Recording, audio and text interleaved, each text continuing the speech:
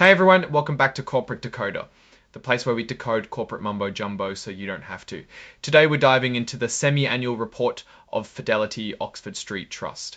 And let me tell you, it's less about streets and more about strategies. So get ready for a wild ride. This report basically tells us how Fidelity's commodity funds are doing and whether they're making or losing money. This report covers the period up to January of next year. It includes information on several funds like the Fidelity Series Commodity Strategy Fund and the Fidelity Commodity Strategy Fund. We will talk about what they invested in and how much it cost to run these funds. Let's start with the Fidelity Series Commodity Strategy Fund. Think of this fund as a basket of different commodities like agriculture, energy, precious metals, and even livestock. They're trying to make money by betting on how these things will perform. The fund is worth around $566 million, which is a sizable chunk of change. Here's where it gets interesting. How much did it cost to run this fund? For every $10,000 you invest, it cost about $1 for the last 6 months. That's super low, which is a good sign because it means they're keeping expenses down. Now, where's all that money going? A big part, about 31%, is in agriculture, like corn and soybeans. Another big chunk, almost 29%, is in energy, like oil and gas. They've also got a decent amount in precious metals, around 19%, and industrial metals at about 15%. The smallest piece of the pie, just over 5%, is in livestock. It's important to remember the fund uses derivatives, specifically futures and swaps, to manage these investments. Next up is the Fidelity SAI Inflation Focused Fund. The goal here is to protect your money from inflation by investing in things that tend to go up in price when inflation rises. This fund is much bigger, worth over $4.3 billion. This fund also keeps costs pretty low. It cost about $20 for every $10,000 invested over 6 months. Still a great deal. Where are they putting that $4.3 billion? Almost 45% is in energy, making it the biggest sector. They also have nearly 27% in industrial metals and over 15% in agriculture. The remaining amount is held in smaller percentages in other areas, with precious metals at 10% and livestock at just over 3%. Finally, let's look at the Fidelity Commodity Strategy Fund. It's the smallest of the three with about $50 million in assets. It follows a similar strategy to the first fund, investing in a mix of commodities.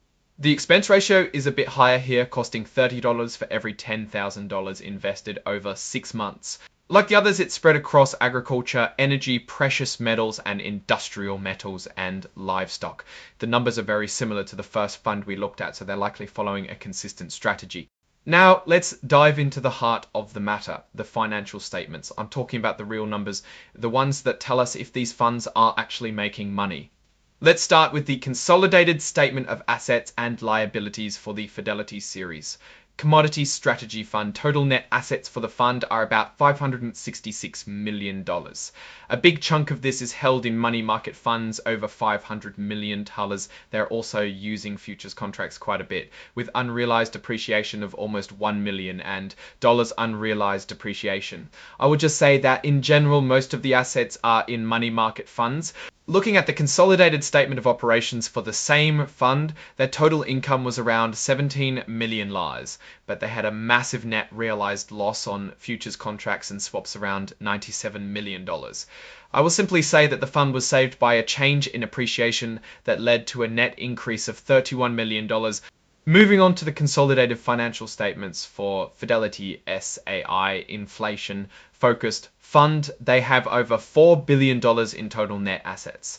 This also invests a significant portion in US Treasury obligations. I will just say that the assets are mostly in US obligations and money market funds. Like the previous fund, a lot of money was lost in the fund due to the loss with futures. However, they mostly were saved by change in appreciation in futures. The fund was heavily affected by fluctuations in market operations. Let's talk about something called the Investment Advisory Contract. Basically, the Board of Trustees has to approve the contracts of the companies managing these funds, like Geode Capital Management. They look at things like the quality of services, the fees charged, and how well the fund is performing. They have to make sure it's a good deal for the shareholders, that is you and me. These parts go into a lot of legal and technical detail that probably won't interest most people. So I would just say that after a careful review, the board decided to renew the contract, so everything seems to be in order there. Finally, let's look at controls and procedures. It's boring but necessary. The big bosses at Fidelity have to confirm that their financial reporting is accurate. and that everything is running smoothly behind the scenes. They're basically saying, we've checked everything and it looks good to us. Now, what's my take on all of this? Fidelity's commodity funds seem to be navigating a tricky market, investing in everything that's relevant. One thing that I can see, however, is that most of the funds seem to depend on the market appreciation instead of actual profits for operations. This makes them a good option to keep up with inflation, but they also are vulnerable to market volatility. Also, there aren't any alarms there either. Overall, these funds present a mixed bag. On the one hand, there is good diversification across different types of commodities.